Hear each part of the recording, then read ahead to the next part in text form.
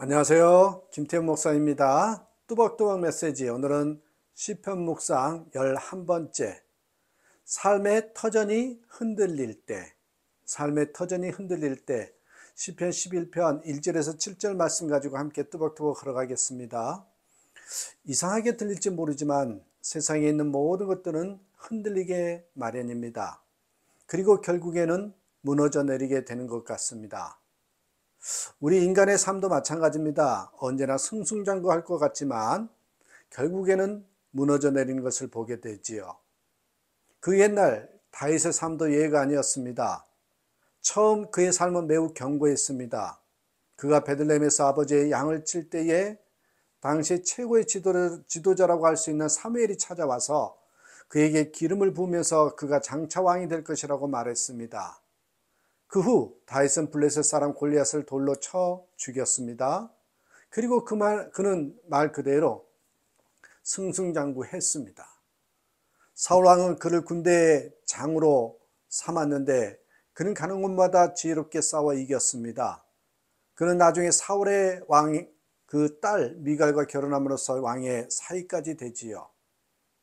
아버지의 양을 칠 때 상상할 수 없었던, 상상조차 할 수 없었던 그런 높은 자리에 앉게 되었습니다. 겉으로 볼 때는 그 무엇도 부러울 것이 없었을 것입니다. 그러나 다윗의 삶의 터전은 하루아침에 무너져 내렸습니다. 그가 목숨을 걸고 충성했던 임금이며 또한 그의 장인인 사울 왕이 그를 죽이려고 자객을 보냅니다. 그는 간신히 도망쳤지요. 그리고 얼마 후 그의 아내는 다른 남자에게 가버렸습니다. 그는 처량하기 짝이 없는 도망자 신세가 되고 말았습니다. 그렇다면 오늘 우리 삶의 터전이 흔들릴 때 우리가 할 수 있는 것은 무엇입니까? 우리가 과연 무엇을 할 수 있습니까? 그 옛날 시인도 탄식하지 않았습니까? 오늘 보면 3절 보세요. 터가 무너지면 의인이 무엇을 하랴. 이 공동번역 성경에 보니까 좀 더 실감나게 번역을 했더라고요. 기초가 송두린 채 무너지는 이 마당에 의롭다는 게 무슨 소용이냐. 그렇습니다. 터가 흔들리면 무너지면 아무것도 할 수 없습니다. 정말 무력해질 수밖에 없습니다. 다만 할 수 있는 것은 달아나는 것뿐입니다. 빨리 도망쳐야 됩니다. 그것만이 살 길입니다. 그런데 여기 문제가 있습니다. 그 문제는 과연 어디로 도망쳐야 하는가 하는 문제입니다. 우리 삶의 터전이 무너지고 흔들릴 때에 우리는 도대체 어디로 피해야 합니까? 오늘 우리는 바로 그 대답을 들으려고 하나님의 말씀에 귀를 기울이는 것입니다. 시는 그 답을 들려주고 있습니다. 시는 두 군데 피난처를 우리에게 제시하는데 그 하나가 산을 표현하고 있어요. 1절 보시겠어요? 내가 여호와께 피하였거늘 너희가 내 영혼에게 새같이 산으로 도망하라 하면 어찌함인가. 많은 사람들이 다윗에게 권한 피난처가요, 산이었습니다. 사실 옛날부터 많은 사람들이 적에게 공격을 받을 때 집이나 논밭을 버리고 산으로 도망치곤 했습니다. 하나님께서 소돔과 고모라를 멸하실 때에 아브라함의 조카 롯도 두 딸과 함께 산으로 도망치지요. 그렇다면 산으로 도망치는 것이 과연 현명한 처사입니까? 우리에게 날개가 있다면 높은 산에 날아가 숨으면 어느 정도 안전할 수 있을 것입니다. 그러나 사람은 새처럼 날 수가 없습니다. 어떤 사람은 자신에게 마치 날개가 있는 것처럼 착각하지만 그 날개는 이미 꺾인 지 오래입니다. 그는 자신이 얼마나 연약한 존재인지 알지 못하는 참으로 어리석은 사람이라는 말입니다. 그리고 더 큰 문제는 여러분, 산으로 가도 안전하지 못하다는 사실입니다. 다윗도 사울 왕에게 쫓길 때에 산으로 피한 적이 있었습니다. 그러나 산은 그에게 피난처가 되지 못했습니다. 그가 산으로 피하면 사울 왕도 산으로 쫓아왔습니다. 그에게 있어서 높은 산도 결코 안전한 피난처가 될 수 없었습니다. 그렇다면 터전이 완전히 무너진 다윗을 보호해준 피난처는 어디였습니까? 그것은 바로 하나님이셨습니다. 사울 왕이 산으로 쫓아왔지만 하나님께서 그를 보호해 주셨습니다.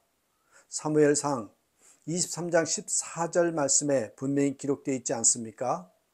다윗이 광야의 요새도 있었고 또 광야 산골에도 머물렀으므로 사울이 매일 찾되 하나님이 그를 그의 손에 넘기지 아니하시니라.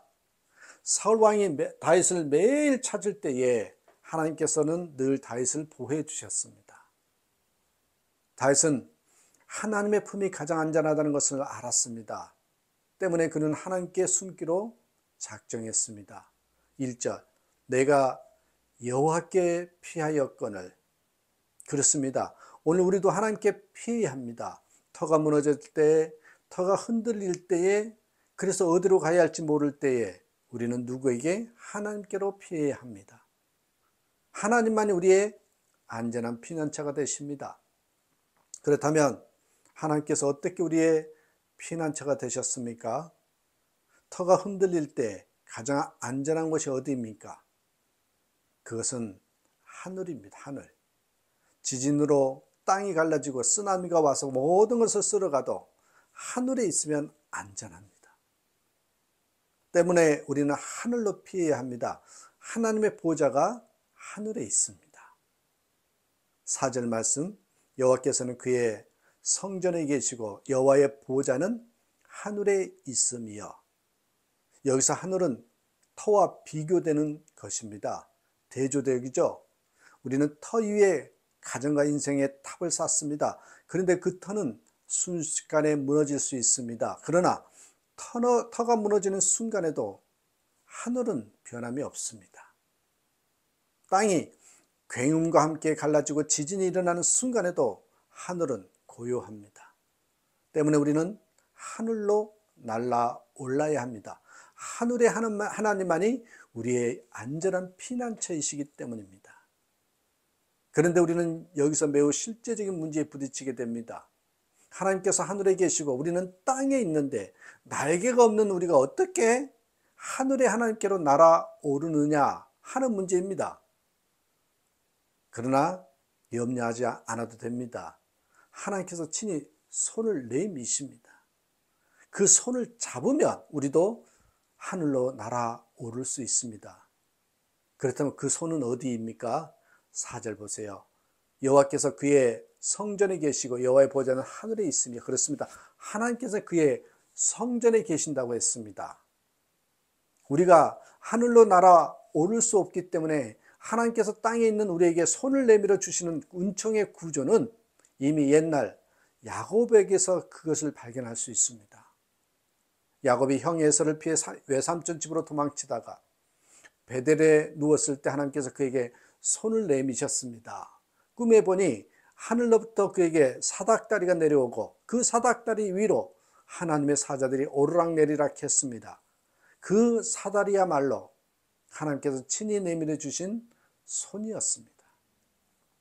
그렇다면 하나님의 손을 잡을 수 있는 성전은 실제로 어디에 있습니까?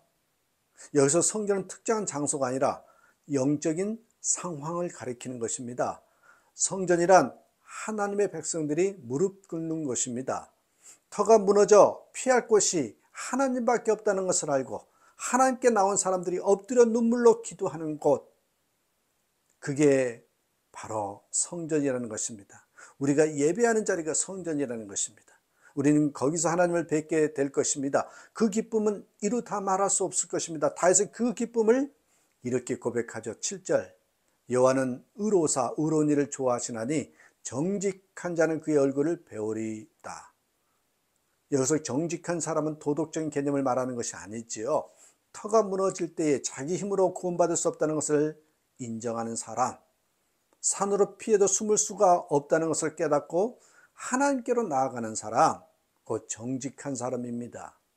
여러분, 그 옛날 다윗은 주님께 피했고 주님은 그를 지켜주셨으며 그 결과 그는 승리했습니다. 우리도 그렇게 승리해야 하지 않겠습니까? 우리의 터전을 과신하지 말아야 합니다. 건강, 사업, 가정, 교회를 너무 믿지 말아야 합니다. 곳곳에서 터가 흔들리고 있는 것을 느낄 수 있지 않습니까? 이 위기 상황에서 믿고 의지할 분은 오직 주님뿐이십니다. 그 옛날 다윗이 그랬던 것처럼 삶의 모든 것을 오직 주님께 믿고 맡김으로써 말미암아 그 주님 안에서 참 평안을 누리는 우리 모두가 되시기를 주님의 이름으로 축복합니다. 감사합니다.